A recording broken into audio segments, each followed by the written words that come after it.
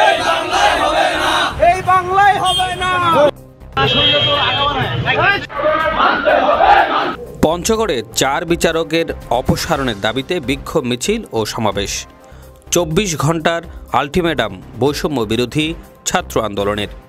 নিয়োগ বাণিজ্য, ঘুষ, দুর্নীতি ও অনিয়মের অভিযোগে পঞ্চগড় জেলা ও দায়রা জজ আদালত ও চিফ জুডিশিয়াল ম্যাজিস্ট্রেট আদালতের 4 বিচারকের অপসারণের দাবিতে পঞ্চগড়ে বিক্ষোভ ও সমাবেশ অনুষ্ঠিত হয়েছে।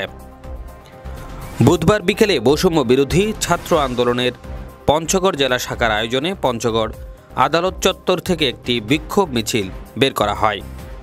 মিছিলটি শহরের প্রধান সড়ক ও জেলা প্রশাসকের কার্যালয় ঘুরে একই স্থানে গিয়ে শেষ হয়। সেখানে সমাবেশ অনুষ্ঠিত হয়।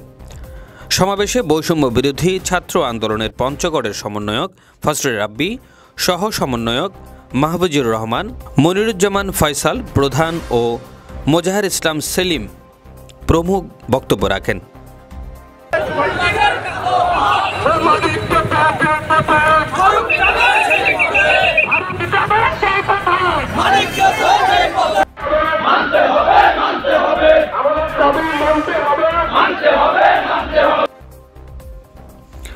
সমাবেশে বৈষম্য বিরোধী ছাত্র আন্দোলনের পঞ্চগড়ের সমন্বয়ক ফজলে রাব্বি, সহ সমন্বয়ক মাহবুজুর রহমান, মনিরুজ্জামান ফয়সাল প্রধান ও মোজাহার ইসলাম সেলিম প্রমুখ বক্তব্য রাখেন।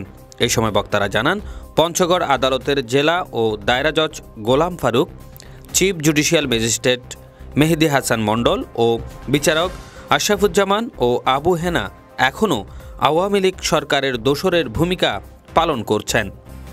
আগস্ট বিপ্লবের পরও তারা ঘুষ, দুর্নীতি ও নিয়োগ বাণিজ্য করে আসছেন।